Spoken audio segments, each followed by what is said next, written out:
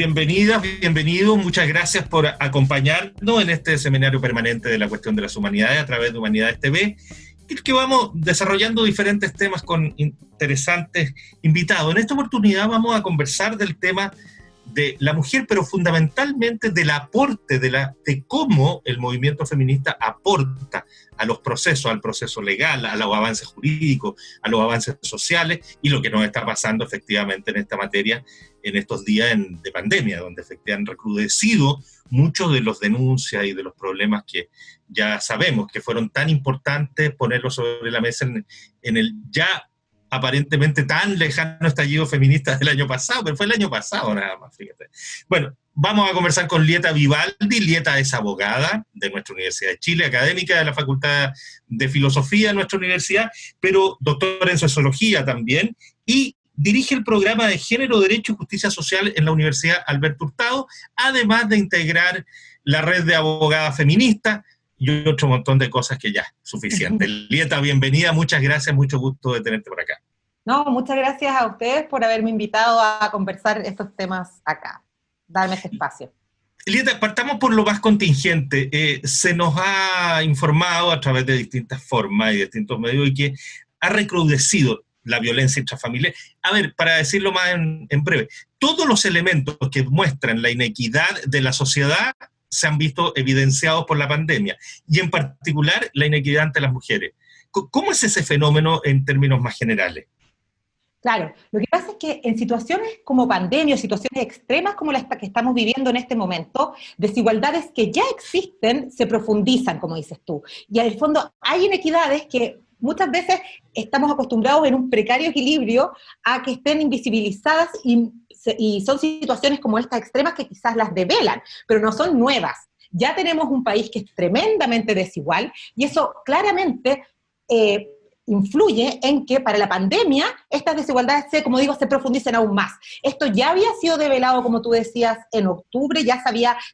Justamente las manifestaciones eran por una profunda desigualdad de un modelo neoliberal que solo protege libertades, que al final sabemos que son las libertades de unos pocos, y no garantiza derechos económicos, sociales y culturales, no garantiza la posibilidad de vivir una vida digna, como fue la consigna muy fuerte ahí.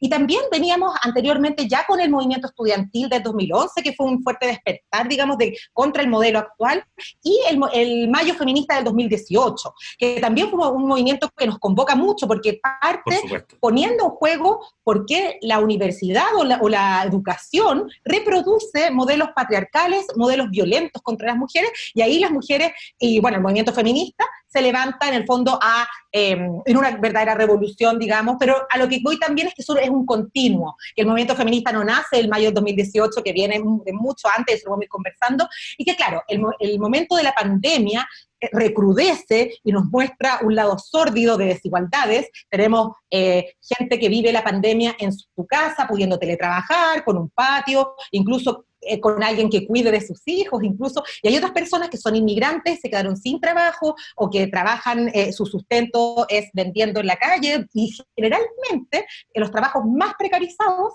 son de mujeres. Entonces, eso también es un problema. Y también tenemos mujeres que se han quedado sin hogar o que viven con el agresor. Entonces, hay una serie de situaciones que pasan en la pandemia que lamentablemente, como se dice, quizás el bicho ataca a todos, el COVID, pero hay unas desigualdades anteriores que hacen que ataque de formas distintas y que las consecuencias sean muy diferentes.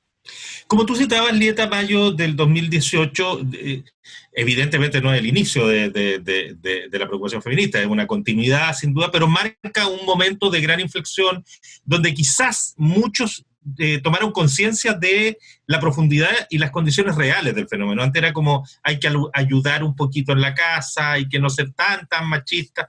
Ahora se nota y se instalan los temas de fondo. Sin embargo, da la impresión de que en el tiempo transcurrido no ha cambiado demasiado el panorama, a lo mejor quizás en el discurso, a lo mejor quizás en la visibilidad, pero en la estructura social da la impresión de que seguimos más o menos parecidos. Entonces, sería bueno como recordar cuáles son los elementos centrales que hacen a esta situación de dominación o de inequidad que se denuncia.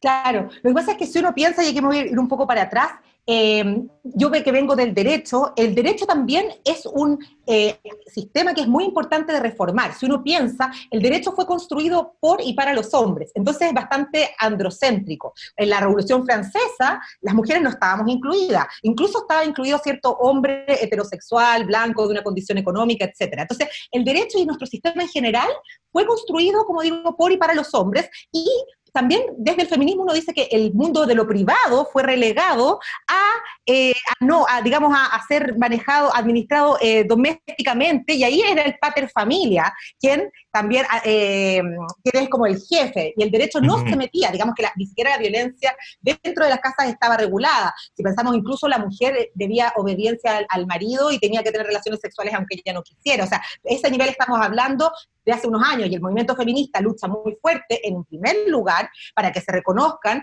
que los derechos, políticos, que la mujer pueda votar, pueda entrar a la universidad. Es un primer gran logro que en nuestro país fue en 1949 que finalmente se obtiene el derecho a voto, y ahí el movimiento es muy importante. Y luego también son todos los derechos económicos, sociales y culturales, porque como tú dices, una cosa es poder en el papel conseguir ciertos derechos, como el derecho al voto, el derecho a educación, pero en la práctica se siguen viviendo profundas desigualdades, como por ejemplo el no poder decidir sobre nuestros propios cuerpos, que en un país que desde la dictadura hasta apenas 3 años atrás casi no se podía interrumpir el embarazo ni siquiera, o abortar ni siquiera si la mujer estaba muriendo, o también el tema del trabajo doméstico, que ha sido totalmente invisibilizado. Las mujeres tenemos un logro que es el salir a trabajar, pero seguimos teniendo que hacer las labores domésticas o bien contratar a otra mujer para que las haga, pero la carga mental de esta administración del hogar sigue estando en las mujeres. Entonces, una cosa en derecho que hablamos de la igualdad formal, que es decir, que en el papel aparezca como que estamos iguales, como dices tú, y otra cosa es que en la práctica, sustantivamente, hayan derechos, los derechos se manifiesten en igualdad, y para eso necesitamos muchas veces que vayan más allá de una cosa meramente formal. Por ejemplo, en este sentido, lo de la paridad, haber logrado que nuestro proceso constituyente de prosperar, que esperemos que así sea, digamos, sería un proceso inédito en todo el mundo de que se garantiza el resultado, porque ya nos dimos cuenta que las cuotas no bastan, ni siquiera las cuotas bastan, que se necesita garantizar el resultado. Entonces, lo que volviendo a tu pregunta, sí, todavía hay muchas desigualdades estructurales que no se han superado. El aporte del movimiento feminista, sin duda, y ha sido clave. Yo creo que al derecho, al sistema jurídico, a las políticas públicas, de la crítica más importante ha venido desde el feminismo, develando todas estas desigualdades y cómo no se ha incluido, o no solo no se ha incluido, cómo no se consideran realidades específicas de las mujeres en nuestro sistema. Pero por otra parte tenemos una bastante angustiante o desoladora situación, que es un gobierno que pareciera no importarle para nada la situación urgente que estamos viviendo las mujeres y la diversidad sexual, porque ponen cargos políticos importantes, como es el Ministerio de la Mujer, que debería ser un ministerio clave, pone a personas realmente no aptas para el cargo. Y no digo no aptas en un sentido elitista de que tenga el postdoctorado en el tema, sino que una persona que tenga conocimiento y sensibilidad y que haya trabajado el tema, que es lo mínimo. Entonces, uno ve señales, como dices tú, que por un lado vemos que avances, pero por otro lado en la práctica se ven muchas desigualdades, mucho poco interés de parte del gobierno, por decirlo de alguna forma, que como en el fondo que yo creo que no es casual, que no es que no tengan a qué poner, sino que también es una forma de tirar a segundo plano o a tercer plano estas luchas de las mujeres que son vistas tan peligrosas por el statu quo. O tal vez podría ser también que la comprensión que existe de lo que es el feminismo en sectores distintos hace que la visión final sea muy diferente, porque uno conversa con personas y dice, no, si está bien, si yo también soy feminista, pero ¿para qué tanto? Claro. Bueno, sí, feminismo sí, que tengamos más o menos las mismas cosas. Hay como una mirada también diferente. ¿Dónde establecerías tú? Es difícil, yo sé, hacerlo de forma taxativa, pero una línea que divida, que diga, mira, de aquí para acá estamos hablando efectivamente de una lógica feminista y esta es la que tenemos que avanzar. ¿Qué hace que esa línea divisoria se establezca? Sí, mira, yo creo que feminismos hay muchos. De hecho, una de las grandes críticas a todo el feminismo de los 60 fue hablar de la mujer, como que hubiera una sola mujer en el fondo, y ahí llegan muchas otros tipos de mujeres, y está toda esta teoría que vemos que es no solamente las mujeres mientras salían a reclamar a la calle, muchas mujeres, habían otras mujeres cuidando en las casas a sus hijos. Entonces, mostremos la realidad de todas las mujeres y veamos que no hay una sola mujer, hay mujeres de distintos colores, de distintas razas, distintas condiciones socioeconómicas. Entonces, así como hay muchas mujeres, tipos de feminismo hay muchísimos, el ecofeminismo, el feminismo marxista, etcétera, etcétera. Pero yo creo que el feminismo lo que lucha es por una libertad y por mayor igualdad, por romper esquemas y normas que nos han tenido encapsuladas en un rol por tener una determinada biología que se ha determinado una serie de condicionantes sociales y culturales que se aparejan a ella. Entonces, por ejemplo, por el hecho de poder ser madre, la mujer biológicamente, queda aparejado que ellas sean las únicas que tengan que estar, o las principales que tienen que estar a cargo del cuidado de los hijos. Entonces, una cosa podríamos decir que es el constructo biológico, que es el sexo, y otra cosa ya es toda la parte más cultural, que por el hecho de embarazarse va a ser la única o la mayor responsable. Eso por una parte. Entonces, yo creo que el feminismo, de mi punto de vista, si también no considera las desigualdades estructurales que vivimos, no es feminismo, así lo digo yo, esto ya es personal. Yo creo que un feminismo que no luche contra el sistema neoliberal, en el fondo, o que no considere las desigualdades en forma estructural, a mí no me parece un feminismo, pero ahí están las feministas liberales, que creen que el liberalismo se puede aplicar y que uno la ve, que hablan mucho de por qué las mujeres no pueden tener los mayores cargos en las empresas, que es un tema interesante, probablemente si hubiera más mujeres estaríamos mejor, pero para el feminismo la verdad hay una importancia mucho más transversal, que no va solamente a igualarnos a lo que tienen los hombres, sino un sistema general mejor. Y para eso es una visión mucho más global de lo que está pasando. O sea, feminismo no puede ser solo mujeres y género, también está la clase, la raza, hay muchas discriminaciones que se entrecruzan. Entonces yo creo que esas consideraciones son claves de hacer. No sé si contesté la pregunta. Sí, más o menos, sí, pero... por cierto que sí. Ahora, el proceso constituyente, entonces, que hay que ver cómo viene, ¿no? Porque estamos en una situación que es compleja, pero el debate feminista de cara al proceso constituyente cobra una relevancia particular, digamos. ¿Cómo se incorpora o cómo se puede incorporar a una carta fundamental los elementos centrales que permitirían avanzar en hacer mucho más, hacer los cambios estructurales que supondría, ¿no es cierto?, instalar los derechos de la mujer de verdad en una sociedad? Claro, si pensamos, la Constitución actual fue hecha por un grupo muy reducido de gente, no elegida democráticamente, y la mayoría de esas personas son hombres. Entonces, de partida fue hecha en una forma no democrática, para qué hablar de la elección. Entonces, ya tener la posibilidad ahora de pensar un nuevo proceso constituyente, la paridad que está garantizada, es muy positivo. ¿Qué se necesitaría o cómo podemos pensar una constitución feminista? Una constitución feminista, para pensarla, no basta con que por una parte se establezca formalmente igualdad entre hombres y mujeres, como hemos estado conversando, o como en un capítulo o en un artículo que diga que las mujeres somos iguales o no debemos sufrir violencia, sino que tiene que ser muy transversal. Si uno piensa en todos los derechos, tienen un componente feminista. Por ejemplo, el derecho a la salud.